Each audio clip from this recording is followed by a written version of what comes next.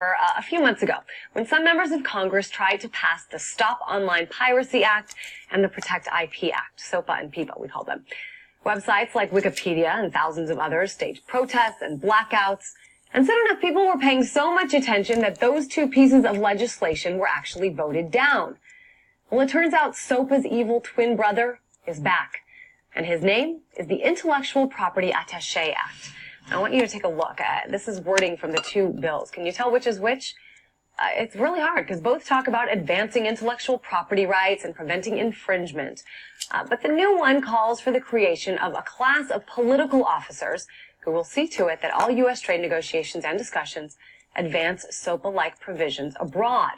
That will make it easier at a later date to simply get the U.S. to comply. Now, this bill, thanks to Texas Republican Congressman Lamar Smith, is simply SOPA 2.0.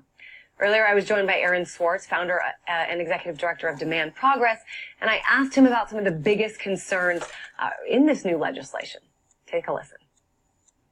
Well, it's part of a larger process of what the U.S. does, which is take the most extreme, most maximalist interpretation of copyright law, and if they can't get it passed in the United States, go and try and get it passed in other countries. So this would actually provide more funding for this work, where they go around to other countries, try and get them to change their laws to be more extreme, and then, of course, they come back home and say, oh, well, we have to compete with these other countries. We have to make our laws more extreme, too.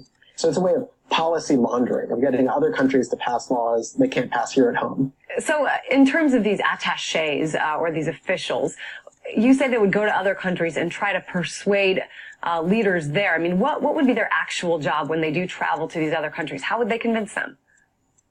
I mean, they use the economic and military might of the United States. So we've seen in some of the WikiLeaks cables, some details have come out about this, where they say, look, we're going to cut you out of U.S. trade deals. We'll cut you out of U.S. military support. They use all the pressure that the United States has to force these other countries to adopt policies that their own citizens don't want.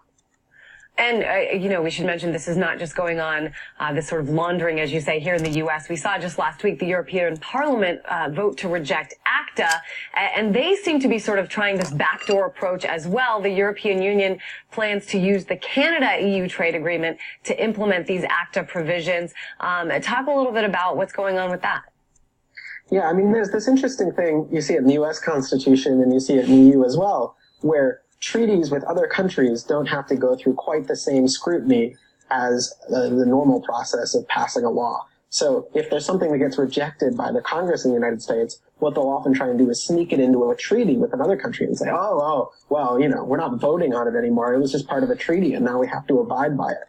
And so we're seeing the EU do the same thing where ACTA, a clear vote on this question, was voted down enormously, no chance of coming back. But now they're going to try and sneak it into a much larger trade agreement and say, look, to keep trading with these other countries, we need to sign on to exactly the same provisions. I guess I'm curious. I mean, what are these lawmakers, Lamar Smith of Texas, for example, who was also involved in the original SOPA, what do they have to gain? I mean, why are they doing this? Well, the fact is, if you look at someone like Lamar Smith, Hollywood provides an enormous amount of their funding. To run political campaigns, especially in the United States these days, is extremely expensive. And Hollywood not only has a lot of money, but they also have a lot of experience bankrolling political campaigns. They're very good at throwing fundraisers. They have all these PACs set up to funnel money. They know how to get money into Washington. And so a lot of these members of Congress have become dependent on it. And when SOPA died, that was kind of a big blow. Hollywood was really upset. They thought maybe, we're not going to keep giving money to politicians anymore. And so they've demanded more and more extreme things in order to try and get politicians to win Hollywood's favor back.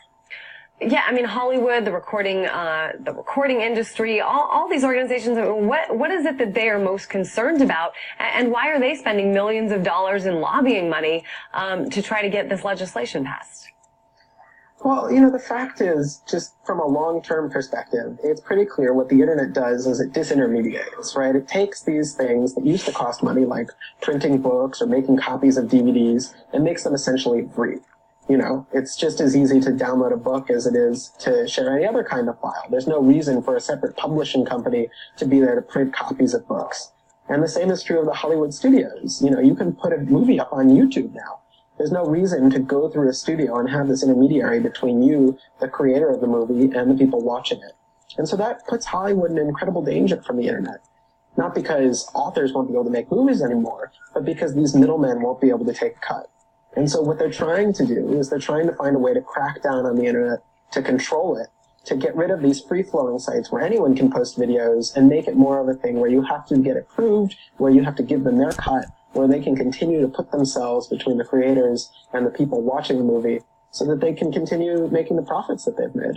Aaron, let's break down this new Intellectual Property Attaché Act. Clearly, you can't just sneak stuff in Congress. You can certainly try. That's why we always try to stay, on top of, especially these kinds of stories, these kind of laws being put out there. How do you see this moving forward? I mean, how does, Congressman Lamar Smith, how does he get people to sign on, that voted against this last time?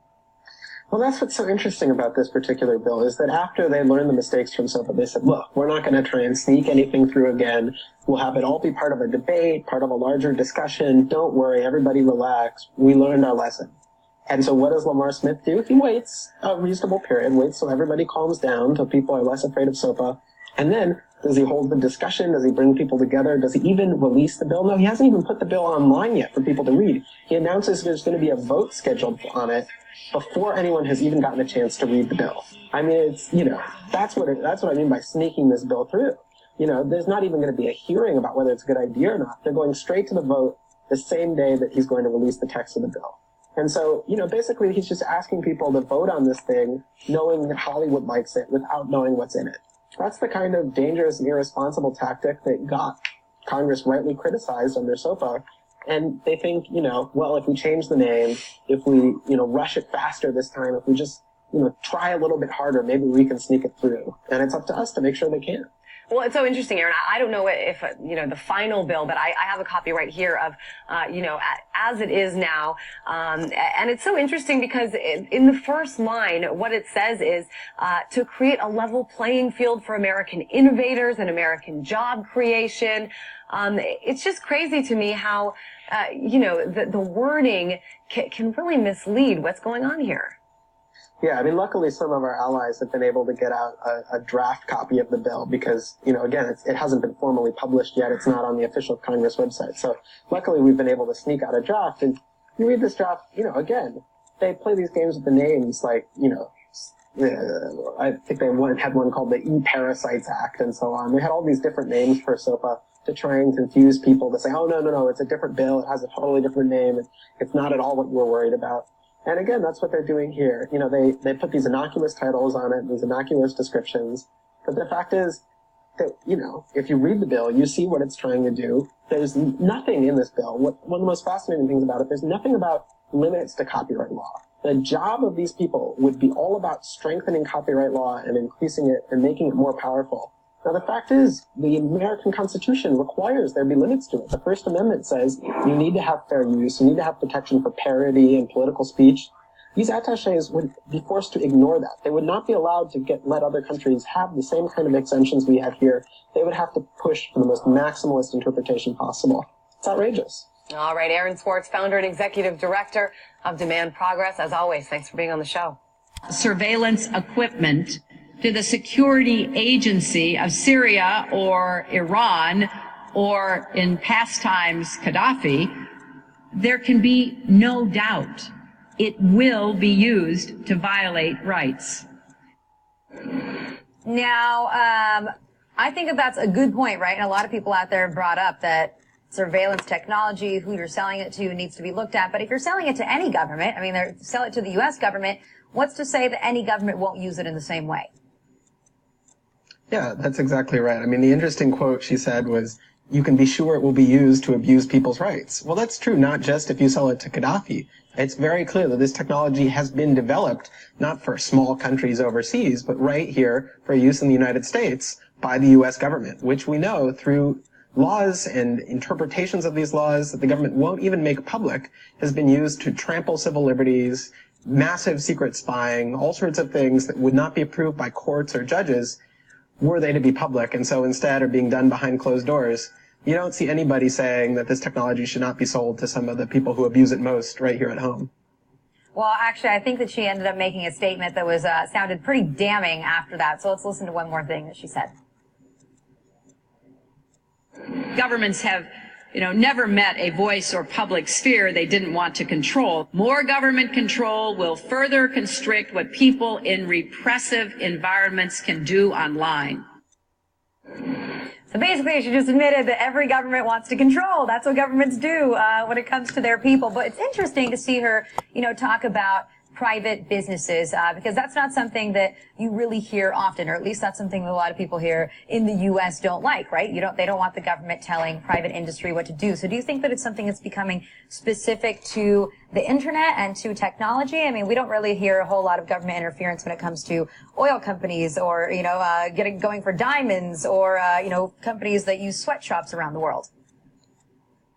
Well, I think there's a crucial difference, which is that people in the United States are exporting technology which is used by other countries to harm the populations of those countries. And so we do have various export regimes around exporting missiles and weapons technology to other countries. And so a lot of people have suggested we should at least have similar sorts of rules for exporting surveillance technology. Maybe it wouldn't be banned, maybe, there wouldn't be regulation about the surveillance technology, but at the very least, if you're knowingly exporting it to a government that you know is going to use it to crack down on their population, maybe that should be prohibited. All right, now, we saw them shutting down communications as the Arab Spring has been going on. We've covered before on this show how the BART system in San Francisco did the exact same thing. They just approved new rules saying that they're going to have the ability to do that, to shut off cell service. And now the FCC is even looking at making that a national rule. What are your thoughts on that? Yeah, well, as you know, it's very easy to go to other countries and criticize them. It's a lot harder to look at your own country and point out what's wrong here. But it's ironic that Hillary Clinton is giving this speech this week when just in a couple days, the U.S. House of Representatives is expected to vote on the infamous bill that I've been on the show talking about many times that would allow the government to shut off websites here at home and censor them from American users. So yeah, there's, not just the FCC, but actually the U.S. Congress is planning to vote on this bill. And despite 1 million people around the world trying to get Hillary Clinton to speak out against it, she's remained silent. And we're actually going to be mentioning a few more details. This is something that Protect IP Act, SOPA, we've been talking about all the time on the show. And we have more about it coming up in our tool time, too. And